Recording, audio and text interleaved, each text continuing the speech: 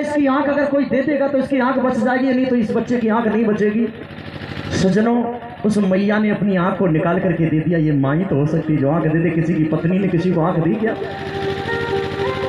माँ ने अपनी आंख निकाल करके दे दी। पूरे गांव वाले उसको कानी कानी कह करके बुलाने लगे। माँ ने अपनी आंख निकाल करके दे दी।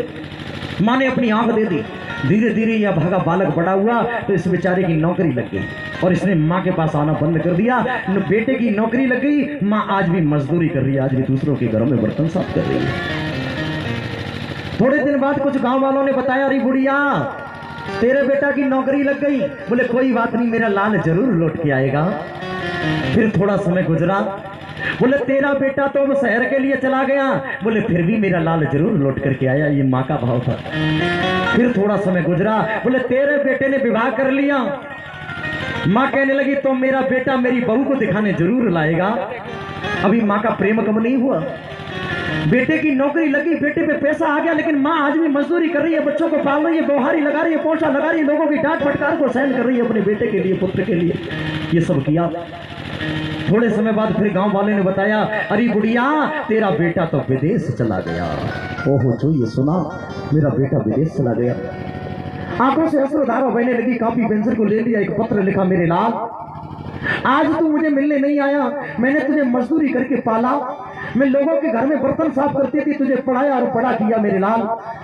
लेकिन फिर भी तू ये मत समझना कि मैया का तेरे प्रति प्रेम कम है। प्रेम कम नहीं है, लेकिन मेरे लाल एक ही मन में चिंता है कि मरते समय में अपने पुत्र को देख नहीं पाई। खैर कोई बात नहीं मेरे लाल, तू लौट करके नहीं आया। तेरी माँ तो मजदूरी करती हुई आज दुनिया से जा रही है।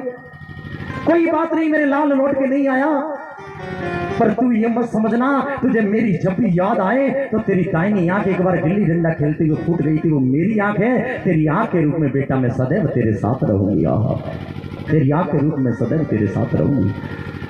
सज्जनों, इतना पत्र लिखा उस मैया ने और उस बिछाई पे, उस बिछैया पर अपने मुंह को रखा। रगड़ के पुत्र शोक में समाप्त हो गई। वो माँ चली गई। और जब वो माँ पुत्र शोक में समाप्त हो गई, सज्जनों, पुत्र शोक में मैया चली गई, इधर इसके बेटा हो गया और बेटा इसको गालियां देने लगा, डांटने लगा। इस बुढ़िया के बेटे का बेटा विदेश में पहुंच गया। इसने टीवी पर देखा, एक प्रसंग चल रहा था, माँ बाप का कारुण्यमय प्रसंग चल रहा था। इसको याद आया, मेरी भी तो माँ थी जिस माँ ने मुझे मजदूरी करके पाला और पढ़ाया। आज मैंने उस माँ की खबर नहीं ली। अब का बेटा आज तक लौट करके उस माँ के पास नहीं गया। इसने अपना ब्रीफकेस निकाला, विदेश से भारत में आया। जैसे ही गांव में घुसा, गांव वालों से पूछता, भैया 25 वर्ष बाद लौट के ये दोस्त आया। भैया मेरी मैया की कुटिया कहाँ है? मेरी मैया की झोपड़ी कहाँ है? कोई गांव वाले बात नहीं करते, मुंह फेर के खड़े हो जाते हैं। ऐसे अभागे बेटे को क्या बात करना है जिसको लकड़ी कंडा देने के लिए चंदा करना पड़ा हो और बेटा पैसे वाला हो। आहा, कोई नहीं बताता सज्जनों, जिसको भी पूछता है मुंह फेर के खड़े हो जाते हैं। एक दिन देखा, एक बड़े सज्जन आदमी थे, उन्होंने कहा, दोस्त तेरी मैया तो मर गई और तेरी मैया की वो बिछैया झोपड़ी पड़ी है, जा करके देख ले। रो करके आया, कुटिया को खोला और मैया की जो बिछाई थी उसको सीने से लगा लिया, हृदय से लगाया, फूट फूट करके रोया, अरे मेरी माँ हवा के रूप में कहीं मौजूद हो। ये अभागा लाल तेरा आ गया, तूने मजदूरी करके मुझे पाला और पढ़ाया। इस दुष्ट ने कभी अपनी मैया को नहीं देखा, तेरा अभागा लाल आ गया। माँ एक बार तो आंखें खोल, अगर कहीं हो तो अपने लाल को हृदय से लगा ले, तू मुझे बड़े प्यार करती थी माँ। आज तेरा दुष्ट बेटा आ गया। कहीं से कोई आवाज नहीं आई, वो बेटा, वो मैया तो चली गई। सज्जनों, तब तक वो पत्र मिल गया। जैसे मेरे भाई बहन पत्र मिला, पत्र को पढ़ा, फूट फूट करके रोने लगा। ऐसे बेटे को तो मर जाना चाहिए सज्जनों, ऐसे बेटे को मर जाना चाहिए।